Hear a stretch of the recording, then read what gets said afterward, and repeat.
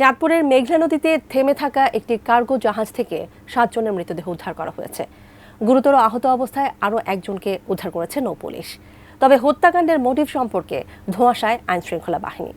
চাঁদপুর প্রতিনিধি বিল্লাল ঢালির পাঠানো তথ্য ছবিতে ডেস্ক রিপোর্ট। চাঁদপুরে মেঘনা নদীর হরিণা এলাকায় নোঙর করা ছিল জাহাজ আল বাখেরা। চট্টগ্রামের কাফকো থেকে সার নিয়ে সিরাজগঞ্জে যাবার কথা ছিল।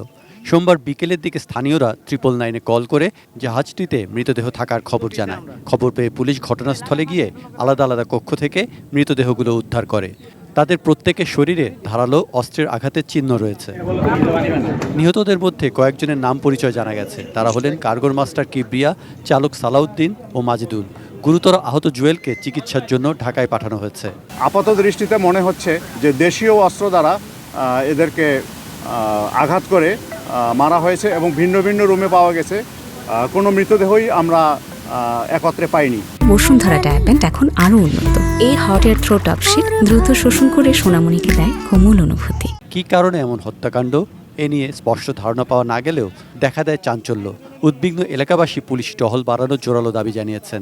খুব দুঃখজনক বিষয়। বিষয় বারবারই একটা জিনিস, বারবারই প্রতিনিয়ত এই জিনিসটাগুলো হচ্ছে, প্রতি মাসেই হয়। জাহাজটি থেকে সার খোয়া যায়নি, তাই এই হত্যাকাণ্ডের পেছনে মোটিভ নিয়ে সন্দিহান পুলিশ। জনমনেও নানা প্রশ্ন।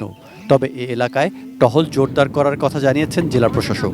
এখানে নিয়মিত টহল চলে আর কি, আমাদের কোস্টগার্ডেরও চলে, আমাদের নৌ পুলিশেরও চলে। তবে আজকের এই ঘটনার পরে আমরা বিশ্বাস করি, আমরা মনে করি যে এখানে যে নিরাপত্তা যেটা আছে সেটাকে আরো বাড়াতে হবে। Saikat Dasgupta, desk report, ATN news.